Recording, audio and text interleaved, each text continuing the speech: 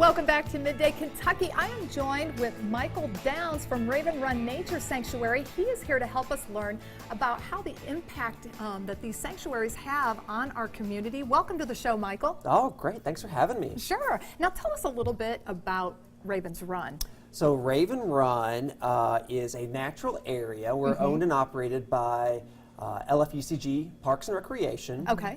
So we are open pretty much every day of the year. We close for a few days around Christmas, and we close for Thanksgiving. But otherwise, and unless we get some kind of crazy weather event, we are normally open to the public for them to come out and to enjoy nature. So we have over 10 miles of hiking trails. Wow. Yeah, and people can walk around the trails, which in and of itself is great exercise. It's a great opportunity to learn about the natural resources in our local community, flora and fauna.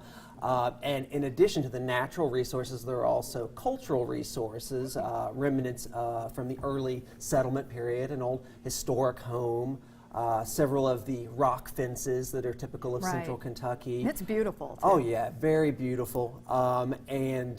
So we have the recreation, the education, and it's also our job to preserve these resources for people to learn about, enjoy about for generations to come. Gotcha. Well, talk to us why it's important to preserve these sanctuaries. And can you touch on the word sanctuary? Why do we call that a sanctuary, not a park? That's a great question, and it's one I usually start most of my educational programs with when I have kids out there. I'm like, so who knows what a sanctuary is? It's a good starting point. And so I tell them that a sanctuary is a place where things are protected. So at Raven Run, you know, we're protecting the nature stuff as well as the cultural stuff that I mentioned.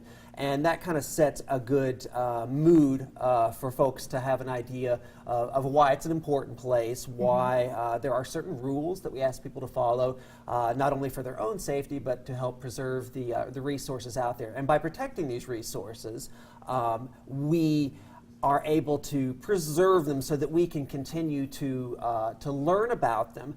Natural resources are part of our heritage. So the heritage that that we inherit, it is something that tells us about where we've come from, and so it's part of our identity, just like the heritage of historical structures, landmarks, and these kinds of things. They are part of the past, part of what has happened to create the world and the community that we have now. And the more we learn about them, the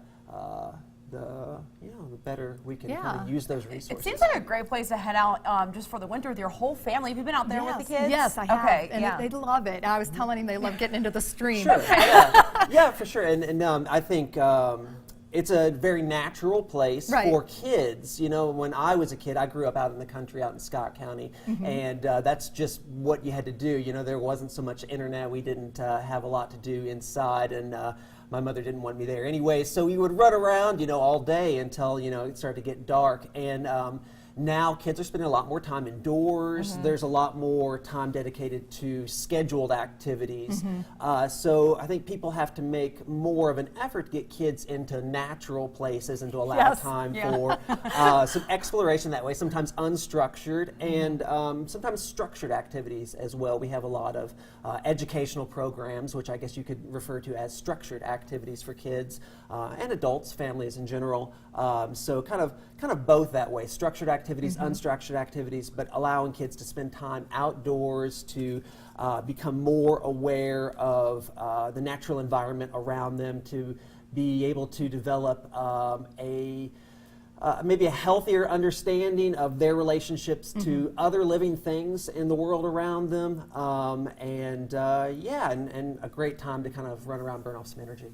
Well, thank you so much, Michael. We really appreciate you being here. Yeah, and we are going to be right back right after the break with Allison Davis, and we're going to be taking a look actually at tomato soup recipe. It was so good. Sounds good. Don't miss it. Come back after the break. This is Midday Kentucky, everyone.